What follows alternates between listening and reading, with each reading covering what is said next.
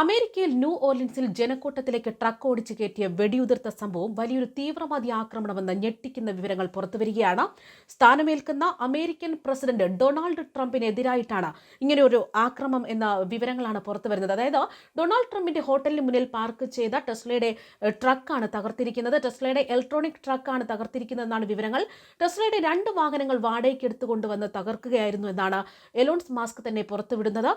അക്രമി ലക്ഷ്യമിടുന്നത് എലോൺ മസ്കിനെയും ട്രംപിനെയും ഒരേപോലെ ആയിരുന്നു എന്നതും ഇവിടെ ഏറ്റവും ഗൗരവമേറിയ കാര്യമാണ്.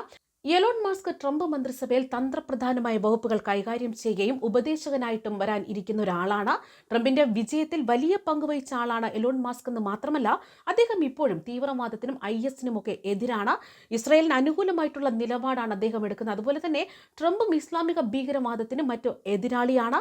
പ്രധാനമായിട്ട് ഇവർക്കെതിരെ IS തീവ്രവാദികൾ ഉയർത്തെഴുന്നേറ്റു എന്ന് തന്നെയാണ് ഇതിൽ നിന്നുമൊക്കെ വ്യക്തമാകുന്നത്. അതായത് അമേരിക്കയെ ഞെട്ടിപ്പിച്ച വേൾഡ് ട്രേഡ് സെന്റർ ആക്രമണത്തിന് പിന്നാലെ ഇപ്പോൾ രണ്ടാമത്തെ ഒരു ആക്രമണവും ട്രംപിന് നേരെ ഉയർന്നിരിക്കുന്നു. ഇതിനു മുമ്പ് ട്രംപിന്റെ ചെവിക്ക് വെടിയേറ്റ ഒരു സംഭവമായിരുന്നു ഏറെ ഞെട്ടിച്ചത്. അതിന് പിന്നാലെയാണ് ഇപ്പോൾ ഇത്തരത്തിലൊരു ആക്രമണം കൂടി ഉണ്ടായിരിക്കുന്നതെന്ന വിവരങ്ങളാണ് പുറത്തുവരുന്നത്. മാത്രമല്ല, വ്യക്തിപരമായി ട്രംപിനെതിരെ നടത്തുന്ന രണ്ടാമത്തെ ഒരു ആക്രമണവും വധശ്രമവുമാണിത്. മുൻപ് ട്രംപിന്റെ ചെവിക്ക് വെടിയേറ്റ ഒരു സംഭവം ഉണ്ടായിരുന്നു.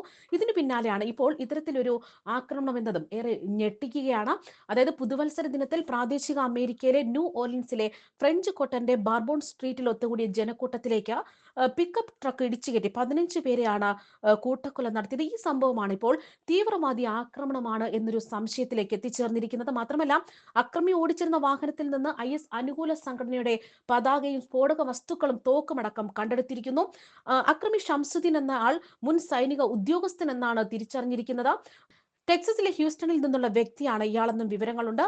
തീവ്രവാദി ആക്രമണം എന്ന നിലയിലാണ് അന്വേഷണം ഇപ്പോൾ പുരോഗമിച്ചുകൊണ്ടിരിക്കുന്നത്. ഇയാൾ മിന്നൽ വേഗത്തിൽ ഒരു ഫോർഡ് പിക്കപ്പ് വാൻ നടപ്പാതയിലേക്ക് ഇടിച്ചു കയറ്റുകയും കഴിയാവുന്നത്ര ആളുകളെ ഇടിക്കാൻ മനഃപൂർവ്വം ശ്രമിക്കുകയും ചെയ്തതായിട്ടുള്ള പോലീസ് വാർത്താ സമ്മേളനത്തിൽ അറിയിച്ചിരിക്കുകയാണ്. 15 പേർ കൊല്ലപ്പെടുകയും 32 പേർക്ക് പരിക്കേൽക്കുകയും ചെയ്തിരുന്നു. സ്ഥലത്തെത്തിയ പോലീസിന് നേരെയും അക്രമി വെടിയുതിർത്തു എന്നാണ് വിവരങ്ങൾ. തുടർന്ന് പോലീസ് ഇയാളെ വധിക്കുകയായിരുന്നു എന്നാണ് വിവരങ്ങൾ പുറത്തുവരുന്നത്. അപകടം നടന്ന സ്ഥലത്തു നിന്നും വാഹനത്തിൽ നിന്നുമൊക്കെ ഇംപ്രസൈഡ് എക്സ്പ്ലോസീവ് ഡിവൈസ് എന്നത് കണ്ടെത്തിയിരിക്കുന്നു. വാഹനത്തിന്റെ കൂളറിൽ പൈപ്പ് ബോംബ് ഒളിപ്പിച്ച് വെച്ചിരുന്നു എന്നാണ് വിവരങ്ങൾ. റിമോട്ട് ഉപയോഗിച്ച് സ്ഫോടനം നടത്താനായിരുന്നു അക്രമിയുടെ ലക്ഷ്യമെന്നും കരുതുന്നു. റിമോട്ട് വാഹനത്തിൽ നിന്ന് തന്നെ ഇത് കണ്ടെത്തിയിരിക്കുകയാണ്. അദ്ദേഹം ഓടിച്ചിരുന്ന പിക്കപ്പ് ട്രക്ക് ഇലക്ട്രിക് ആയിരുന്നു. ഒരു ആപ്പ് വഴി ടെക്സസിൽ വാടകയ്ക്ക് എടുത്തതാണ് ഇതെന്നാണ് വിവരങ്ങളും.